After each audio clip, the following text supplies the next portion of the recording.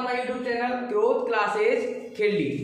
Class 10th के लिए हम जो आर डी शर्मा का एक एक्सरसाइज चैप्टर चल रहा था हमारा, अभी हम वहाँ से क्वेश्चन नंबर 12 तक वहाँ पहुँचे थे। 13, 14, 15 तुम कर लोगे, ठीक है। इसके बाद मैं आ रहा हूँ 16 नंबर के क्वेश्चन पे। 13, 14, 15 में यदि कोई प्रॉब्लम हो तो डाउट में मुझसे पूछ सकते हो, डाउट क्लास में मैं इंक्लूड कर दूंगा। इसके यदि 14, 15 में सिर्फ क्वेश्चन को समझने वाली प्रॉब्लम है, ठीक है। समझना जैसे हमने क्वेश्चन नंबर 7 में किया, क्वेश्चन नंबर 6 में किया, 8 में किया, वैसे उनके इक्वेशन टाइप बनाना है और सॉल्व करना है। अच्छा, क्वेश्चन नंबर 16 इतना इंपॉर्टेंट क्वेश्चन है कि इस टाइप का ये जो क्वेश्चन सामने लिखा हुआ है 100% एग्जाम में आता है। पर लेकिन एग्जाम में जरूरी नहीं कि ये सामने जो लिखा हुआ है सेम यही क्वेश्चन आ जाए। क्वेश्चन ऐसा होता है कि डिपेंड तो ऐसे ही होता है, देखने में ऐसा ही होगा, लेकिन उसकी डिजिट, उसके नंबर्स वो सोचने में अलग हो जाएंगे। अब जैसे हम जो क्वेश्चन ये लिखा हुआ है जिस तरीके से इसको सोचेंगे उसी तरीके से उसको सोचना होगा। तो सबसे फर्स्ट जो आज का पहला क्वेश्चन है, question number 16, how many numbers of 2 digits are divisible by 3। 2 digits के कितने नंबर्स हैं जो 3 से डिवाइजेबल हैं, मतलब कि 3 की टेबल में आने वाले नंबर होने चाहिए, पहली बात तो। दूसरी बात 2 डिजिट के होने चाहिए, और टोटल काउंटिंग के बाद वो कितने नंबर्स हो रहे हैं उनकी काउंटिंग हमें बतानी है कि 2 डिजिट्स वाले ऐसे कितने नंबर्स हैं जो 3 से डिवाइजेबल हो रहा है। अच्छा, मैं बात करता हूँ 2 डिजिट नंबर्स की। तो 2 डिजिट नंबर्स मैं सोचता हूँ कि 10 से स्टार्ट होते हैं और 99 पे खत्म हो जाता है। मैं तो सोचता हूँ ये। अब तुम्हारे माइंड में आ रहा है कि नहीं, 2 डिजिट नंबर तो और भी कोई होता है तो वो तुम अपनी मर्जी से कर लेना, ठीक है। मेरे हिसाब से तो यही होता है, 10 से स्टार्ट होते हैं और 99 तक पहुंच जाता है। अच्छा, 10 फर्स्ट नंबर होता है 2 डिजिट नंबर का, होता है नहीं होता? ये लास्ट नंबर होता है 2 डिजिट नंबर का जिसमें 2 डिजिट हो। अच्छा, ये 3 से डिवाइजेबल है क्या? नहीं है। अच्छा, ये नहीं है तो इधर आने से तो कोई फायदा नहीं है क्योंकि 9 मिलेगा, क्योंकि 10 से पहले 9 आता है और 9 2 डिजिट नंबर है नहीं।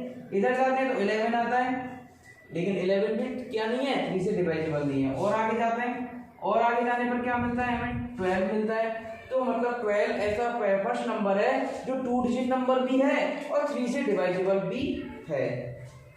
इसके बाद आते हैं लास्ट नंबर पे। लास्ट नंबर जो 99 है, क्या 3 से डिवाइजेबल है? यदि नहीं होता है तो 98 को देखते हैं, फिर 97 को देखते हैं, फिर 96 को देखते हैं। इस तरीके से कम होते चले जाते हैं, ठीक है। बढ़ते तो हमारे पास 3 डिजिट हो जाता, 99 के पास उधर जाते हैं हम तो 100 हो जाता, और 100 3 डिजिट नंबर है ना कि 2 डिजिट नंबर। तो इसका मतलब हमें फर्स्ट नंबर पे मिल गया 12 और लास्ट नंबर क्या मिल गया? 99। Late us first number of 2 digit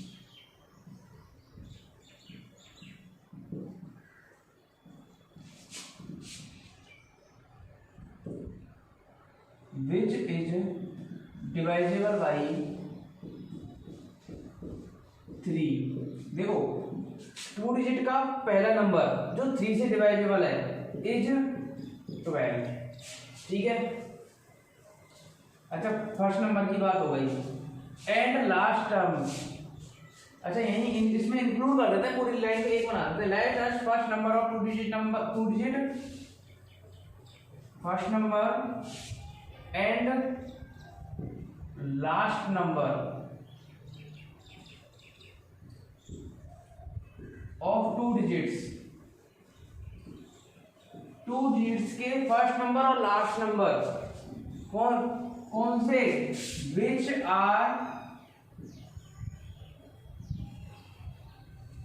divisible by 3। कौन से नंबर है? फर्स्ट तो है 12 एंड 99। देखो यहाँ इसका मीन समझ लो क्या लिखा है मैंने। 2 डिजिट्स के फर्स्ट नंबर और लास्ट नंबर जो कि 3 से डिवाइजेबल है वो 12 एंड 99 है रेस्पेक्टिवली, ठीक है। फर्स्ट नंबर कौन सा है? 12 और लास्ट नंबर कौन सा है? 99। सो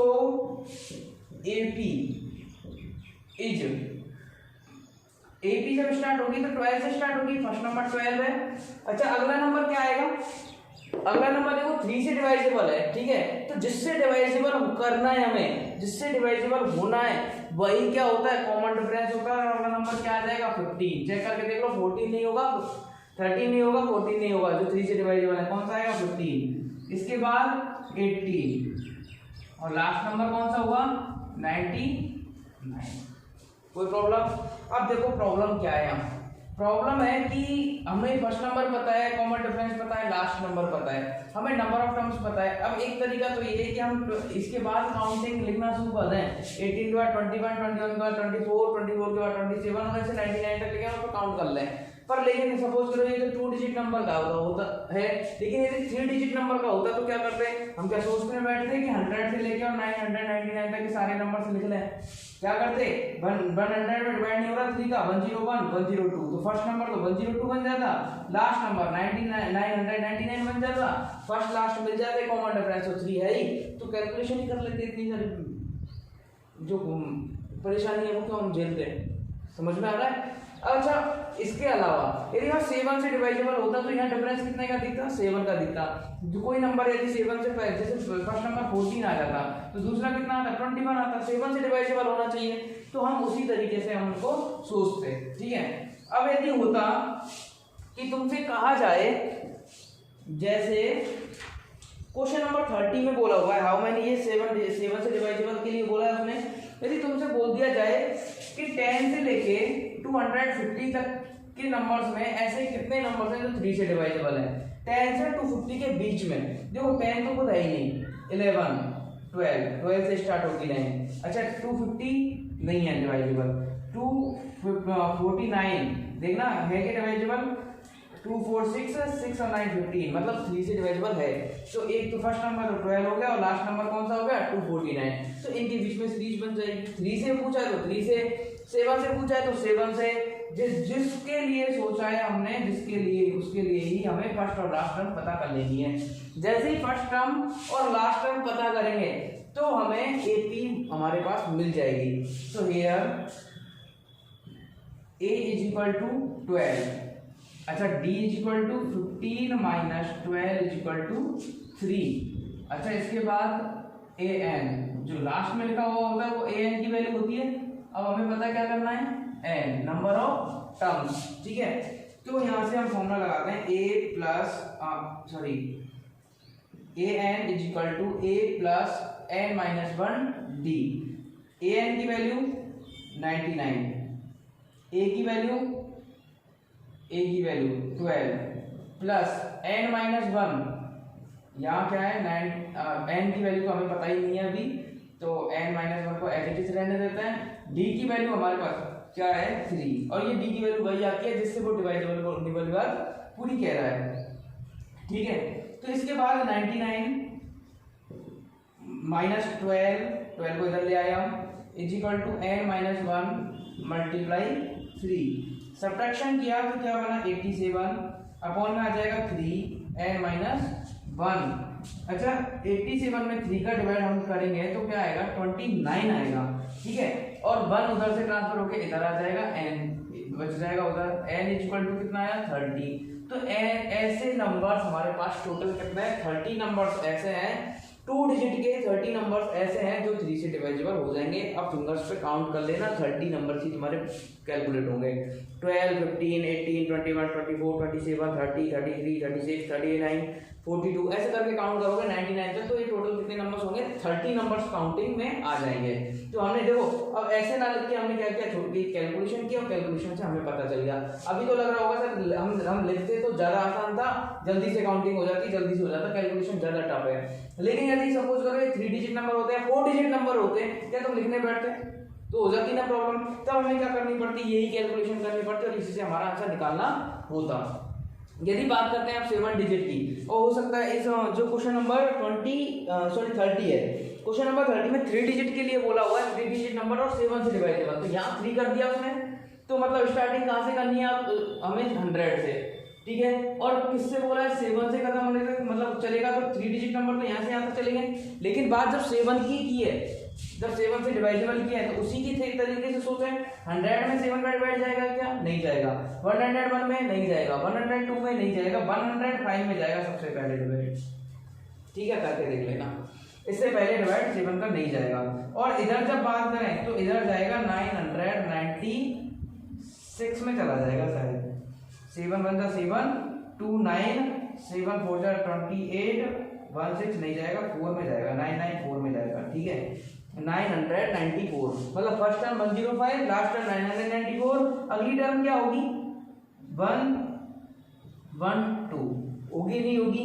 अच्छा अगली टर्म क्या होगी 119, लेकिन कब तक लिखेंगे, ऐसे कब तक लिखेंगे, लिखते रहेंगे क्या सोच सोच के। इससे अच्छा कैलकुलेशन करेंगे और n की वैल्यू यहाँ निकालेंगे। एपी बन गई ना हमारे पास, एपी बनी नहीं बनी, और जो एपी बनी है इसकी हेल्प से क्या निकालेंगे हम, n की वैल्यू निकाल लेंगे। यहाँ तक किसी को कोई प्रॉब्लम नहीं है, ठीक है। बहुत इंपॉर्टेंट क्वेश्चन है, सबको आ जाना चाहिए। यहाँ हमने सबसे पहले देखा कि कितने डिजिट नंबर है, किससे डिवाइडेबल है, दो चीजों पे डिपेंडेबल है, और एपी हमारी बनके तैयार हो जाती है। और जैसे ही एपी बनके तैयार हो जाती है तो कैलकुलेशन तो पहले से भी करते सीख रहे हैं, सीख रहे हैं नहीं सीख रहे। अब देखते हैं नेक्स्ट क्वेश्चन। हमारे सामने नेक्स्ट क्वेश्चन है, question number 17। An AP consists of 60 terms, मतलब एक एपी के अंदर टोटल 60 टर्म्स हैं। एक एपी फर्स्ट नंबर से स्टार्ट होती है और 60 नंबर तक जाती है। If the first and last term, first और लास्ट हमें गिवन है। अच्छा फर्स्ट टर्म क्या है 7 और लास्ट टर्म क्या है 125। हम आंसर में लिखेंगे first term of AP, first term is equal to 7 and last term, इसको एक एक पर लिख देते हैं, ठीक है। लास्ट टर्म, देखो लास्ट टर्म के बारे में कैसे डिफाइन करें, एल लिखें या A60 लिखें, तो यहाँ पहले लिख दो total terms of an AP कितनी है 60 है, कितनी है 60, तो यहाँ क्या हो जाएगा A60, ठीक है। कितना आएगा 125। हमें पता चल गया एक सीरीज स्टार्ट हो रही है और 60 टर्म तक जा रही है, तो फर्स्ट नंबर पे लिखा हुआ है 7 और 60 नंबर पे लिखा हुआ है 125। अच्छा इसके बाद 60 नंबर पे लिख दिया हमने, फर्स्ट पता चल गया, an पता चल गया, n की वैल्यू नहीं पता यहाँ पे अभी हमें, ठीक है नहीं पता, ठीक है सॉरी n की वैल्यू हमें पता है, टोटल टर्म्स पता है ना, नंबर ऑफ टर्म्स, तो नंबर ऑफ टर्म्स कितने हो गए, नंबर ऑफ टर्म्स 60 हो गए। अच्छा मुझे कोई ये बता दो कि 60 तो नंबर ऑफ टर्म्स हो गए, कि इसमें सेकंड टर्म क्या होगी। सेकंड टर्म का पता जब तक नहीं चलेगा जब तक हमारे पास कॉमन डिफरेंस का पता नहीं चलेगा। देखो a है, A60 है, n की वैल्यू 60 है, तो क्यों ना हम यूज कर लें कि an is equal to a plus n-1 d होता है, तो इसी को यूज कर लेते हैं। an कहाँ है, an a मतलब 60 की वैल्यू पुट कर देते हैं, n की वैल्यू 60, a की value 7 plus 60 minus 1 multiply d। यहाँ से मैंने सॉल्व किया, A60 की वैल्यू है 125, 7 इधर आ गया और 60 माइनस 1 हो गया 59 मल्टीप्लाई d। इसको सब्ट्रैक्शन किया, ये हो गया 180 और इज इक्वल टू 59 d, और जैसे ही मैंने यहाँ कैलकुलेशन की d इज इक्वल टू आ गया 118/59 इज इक्वल टू 2, मतलब कॉमन डिफरेंस क्या आ गया 2 आ गया कॉमन डिफरेंस। अच्छा कॉमन डिफरेंस 2 आ गया, पूछा क्या है हमसे, फाइंड 32 टर्म, मतलब 32वें नंबर की टर्म पूछी है हमसे। एपी पूछता तो एपी बना देते, क्या बनाते एपी 7 9 11, क्योंकि 2 का डिफरेंस है, 7 9 11 13 बन जाता। अच्छा हमसे पूछा है कि 32 टर्म, तो हम निकालेंगे A32 is equal to A plus 31d। अच्छा होगा या नहीं होगा खुद ही पता कर लो, जब यहाँ 32 होता है तो 31 आएगा नहीं आएगा, हम वैल्यू भी पुट करेंगे यहाँ 32, तो 32 माइनस 1 31 हो जाएगा, ठीक है। तो यहाँ से A32 is equal to A की value 7 plus 31 multiply 2, 7 plus 62 is equal to 69। जो 32 नंबर पे जो टर्म आएगी वो कौन सी होगी 69 होगी। कैसे होगी, first second third fourth fifth sixth ऐसे कौन सी आएगी 32 आएगी, और उसकी वैल्यू कितनी होगी 69 नंबर, 32 के नंबर पे 69 लिखा हुआ होगा, मतलब वो 69 होगा। समझ में आया कि नहीं आया, सिंपल सा क्वेश्चन था, लेकिन लैंग्वेज ने 2 क्वेश्चन हमसे सॉल्व करवा दिए, कॉमन डिफरेंस भी हमसे पूछ लिया और हमसे an की वैल्यू निकलवा ली, दोनों बातें कर दी ना उसने। हमें दिया हुआ था A60 पर, लेकिन A32 जानना था उसे, तो A32 हमें पता करने के लिए पहले क्या किया d का पता करा। तो कैसे भी करके हमें इन 4 टर्म्स के अंदर घूमना है, हमें a d n a n इनका पता चलता रहे तो हम कुछ भी निकालते रहेंगे। यदि हमें देखो a और d तो फिक्स होता ही होता है, यदि n की वैल्यू 13 हो गई तो और A30 हो गया। यदि n की वैल्यू 32 हो गई तो 32 निकाल लिया। अब तुमसे कहा कि n 32 है, इसकी वैल्यू तुम्हें दे दी, d पूछ लिया। हो सकता था कि d दे दे, a पूछ ले, तो किसी भी एक चीज को तुमसे पूछ सकता है। अच्छा नेक्स्ट क्वेश्चन देखिए।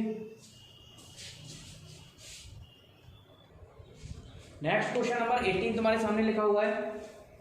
मैं तुम्हें बता दूं कई सारे क्वेश्चन हैं जो मैंने एनसीईआरटी से ले रखे हैं, मतलब इसमें है जो एनसीईआरटी के ही क्वेश्चन है, ठीक है, वो भी मैंने समझा दिया है। ये शायद एनसीईआरटी का ही क्वेश्चन है, ठीक है। जो भी क्वेश्चन एनसीईआरटी में मिलेंगे वो तुम्हें यहाँ इनके सॉल्यूशन मिल जाएंगे और उनके जैसा क्वेश्चन मिल जाएगा। बिल्कुल एक्यूरेट यदि क्वेश्चन नहीं मिला तो सेम उनके जैसा क्वेश्चन तुम्हें समझने में आ जाएगा, उनका क्वेश्चन तुम्हें मिल जाएगा। अच्छा question number 80, the sum of fourth and eighth terms, fourth and eighth terms क्या बना, ए के पी के इस 24 बना, ठीक है। अच्छा गिवन मिल गया हमें, गिवन है क्या, a4 plus a8 is equal to 24, ठीक है। अच्छा इसको मॉडिफाइड कर सकते हैं ना, a4 को क्या बोल सकते हैं, a plus 3d plus a plus 7d। Problem हो जाएगी अब क्या, क्योंकि a और d कहां से आए, तो मैंने सबसे पहले तुम्हें ये लाइन बोला हुआ है कि let us the first term and common difference are a and d respectively, ठीक है, फॉर एन ए पी। एक एपी के लिए जो फर्स्ट और कॉमन डिफरेंस है ए और डी है, तो इस लाइन को हमें सपोज करना है, ध्यान रखना, ठीक है। ये जो ए और डी आए ना अपनी मर्जी से नहीं आ सकते, इनको पहले हमने सपोज कर लिया, क्योंकि सपोज करने से क्या, इनकी वैल्यू सबसे पहले हमें निकालनी है, तो पता तो होना चाहिए ए और डी है क्या। अच्छा हमने सपोज कर लिया, उसके अकॉर्डिंग हमने इनको कन्वर्ट भी कर लिया। क्या बन गया ये, 2a plus 10d is equal to 24। मुझे दिख रहा है कि 2 का डिवाइड जा रहा है, तो a प्लस 5d क्या बन गया, a प्लस 5d बन गया 12, ठीक है। इक्वेशन नंबर फर्स्ट, ठीक है। यहाँ तक किसी को कोई प्रॉब्लम होनी भी नहीं चाहिए।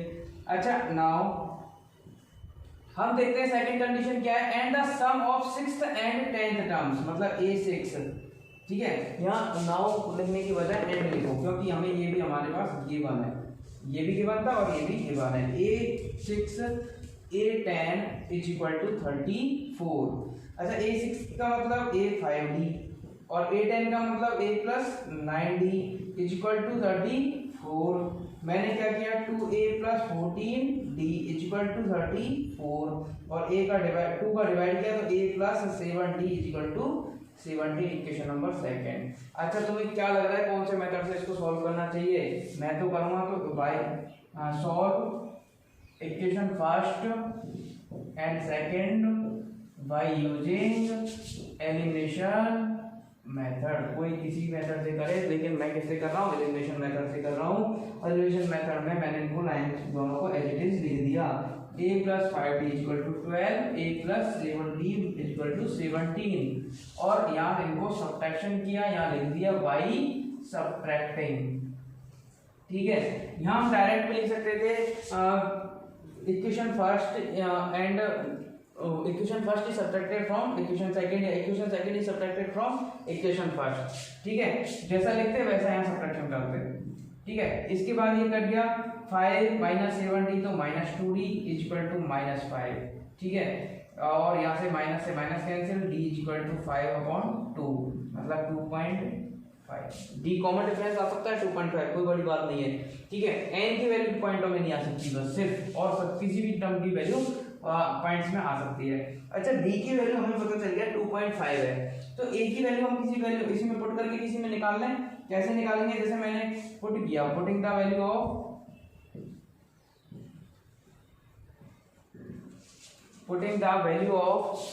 d in equation first, in putting the value of d in equation first में पुट करते हैं, देखो 2.5 कहाँ है, ये फर्स्ट है, तो a plus 5 multiply 2.5 is equal to 12, क्या बना, a प्लस ये बन गया 12.5 इज इक्वल टू 12। अच्छा ए की वैल्यू क्या आ जाएगी 12 माइनस 12.5, ये उधर चला गया, क्या आ गया माइनस के 0.5 आया। तो देखो इसको यदि मैं 5/2 लिखे रहने देता तो कुछ बिगड़ता क्या, इसको -1/2 लिखे रहने देता तो कुछ बिगड़ेगा क्या, क्योंकि 0.5 को 1/2 लिख सकते हैं, माइनस है ही। तो जो बुक में आंसर दे रखे हैं वो ये दे रखे हैं, फर्स्ट टर्म पूछा, देखो इसने फर्स्ट टर्म पूछा है पहले, तो फर्स्ट टर्म का आंसर लिख रहा है आंसर शीट में। फिर इसके बाद एंड का कॉमन डिफरेंस पूछा है तो कॉमन डिफरेंस का बाद में लिख रहा है। तो ऐसे तुम्हें लिखना है कि first term -1/2 and the common difference is 5/2। ठीक है, बहुत सिंपल सा क्वेश्चन था। समझना क्या था, सिर्फ इक्वेशन बन रही थी उनको बनाया हमने, और नहीं तो चैप्टर 3 तो हम बहुत पहले पढ़ चुके हैं, उसी की हेल्प से हमने इनको सॉल्व कर लिया। कोई भी मेथड यूज करके हम इनका आंसर निकाल सकते हैं। यहाँ 4 मेथडों में से कोई सा भी मेथड यूज कर सकते हैं, क्योंकि 2 वेरिएबल में इक्वेशन बन रही है। अच्छा, अब आते हैं नेक्स्ट क्वेश्चन पे। नेक्स्ट क्वेश्चन सामने लिखा हुआ है 23 क्वेश्चन नंबर 23 के अंदर the 8th term of an AP, एक एपी की 8th term is half of its second term, इसी की जो सेकंड टर्म है उसकी जस्ट हाफ है। तो देखो क्या गिवन है, देखो ए और डी के बारे में फिर से इसने बात नहीं की, तो हम उनको पहले सपोज कर लेते हैं। Let us first term a and common difference d of an A P. ठीक है, इसके बाद गिवन क्या है, गिवन दैट क्या गिवन है हमारे पास 8th टर्म मतलब A8, ठीक है, is half of its second term की हाफ है, A2 की हाफ है। ठीक है, एंड क्या गिवन है, एंड क्या गिवन है हमारे पास 11th term A11 exceeds 11th term exceeds 1/3, मतलब ये 11th जो टर्म है वो किस तरीके से है, 1/3 ऑफ इट्स 4th टर्म, इसकी 4th टर्म का 1/3 से भी एक अधिक है। 11th टर्म जो है वो क्या है, 4th टर्म का 1/3 मल्टीप्लाई A4, इससे भी क्या है 1 एक्सेस लो, मतलब 1 अधिक है। ठीक है, 11th टर्म वापस से बात सुन लो, the 8th term of an AP, एक एपी की 8th टर्म सेकंड टर्म की क्या है हाफ है, एंड 11th टर्म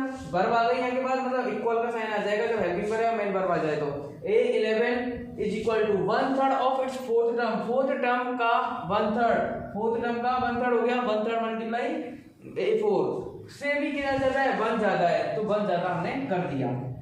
इनको सॉल्व किया, A8 को मैं क्या लिखूंगा A + 7D और A + D अपॉन में 2, इसको क्या लिखूंगा A + 10D is equal to A + 3D upon 3 + 1।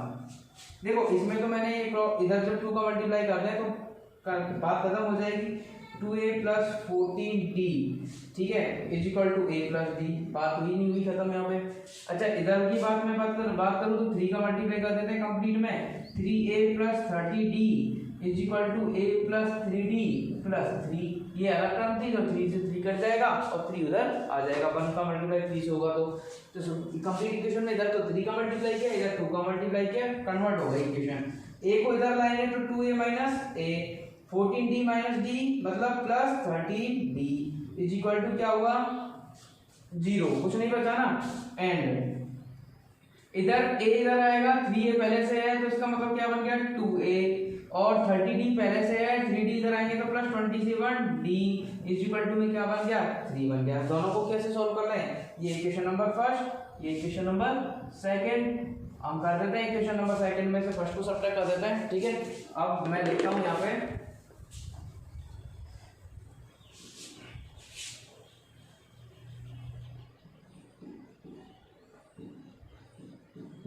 By subtracting, ठीक है, ऐसे लिखते हैं by equation second minus equation first. देखो ये मेथड सब सारे लिखने के तरीके आने चाहिए। ठीक है, मैंने क्या किया, मैंने इसको यूज किया, सेकंड टर्म इक्वेशन कौन से 2A + 27D, ठीक है, इसमें से फर्स्ट को सब्ट्रैक्ट करना है, A + 30D इक्वल में 3 - 0, कोई प्रॉब्लम नहीं है यहाँ तक। LHS का LHS में हो गया, RHS का RHS में हो गया। इधर साइन चेंज करते हैं पहले, 27D minus A minus 13D equal to 3। Solve किया, 2A माइनस A 27 और 13 दोनों का सब्ट्रैक्शन किया तो कितना आया, कितना आ जाएगा यहाँ 27D या 13, सो सब्ट्रैक्शन करने से आ जाएगा 14D इक्वल टू 3। अच्छा मुझे एक बात बताओ, देखो हमने कितनी मेहनत की पर लेकिन हम ना तो A की वैल्यू फाइंड कर पाए ना D की वैल्यू फाइंड कर पाए। लेकिन हमसे क्वेश्चन में पूछा गया था, क्वेश्चन में देखो अच्छे से, क्वेश्चन में क्या लिखा हुआ है, फाइंड द 15th टर्म। देख लो अभी वहां लिखा हुआ था, ठीक है, यहाँ मैंने इरेज कर दिया, फाइंड द 15th टर्म। तो क्या मैं इसको, ये जो लिखा हुआ है इसको A15 नहीं लिख सकता, क्या लिख सकता हूँ, नहीं लिख सकता इसको, इक्वल में क्या है 3, तो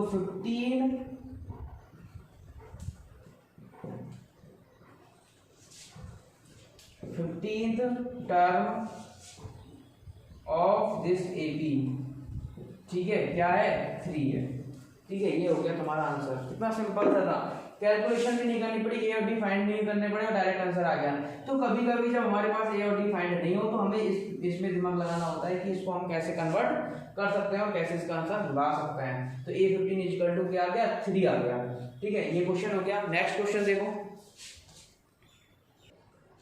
नेक्स्ट क्वेश्चन तुम्हारे सामने लिखा हुआ है, question number 26, which term of the AP 3, 10, 17 will be 84 more than its 13 term. देखो ये इस टाइप के क्वेश्चन एनसीईआरटी में भी है, हो सकता है डिजिट्स अलग हो, बिल्कुल सेम समझने का तरीका है, थोड़ा लेंथी क्वेश्चन है इसलिए हम इसको नेक्स्ट क्लास में सीखने वाले हैं, ठीक है, लेंथी क्वेश्चन है तो नेक्स्ट क्लास में सीखेंगे। इससे पहले जिस टाइप के हमने अभी क्वेश्चन पढ़ लिए हैं उन टाइप के सारे क्वेश्चन हमने इस एक्सरसाइज में जितने भी ढूंढ गए हैं वो सारे कर लेना है।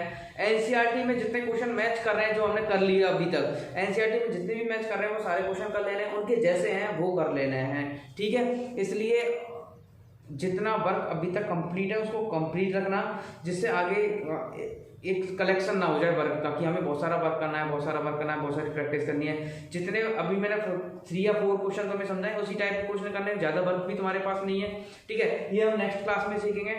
और जिस स्टूडेंट ने अभी तक चैनल को सब्सक्राइब नहीं किया है वो सब्सक्राइब कर लें, ज़्यादा से ज़्यादा स्टूडेंट तक इसको शेयर करने की कोशिश करें।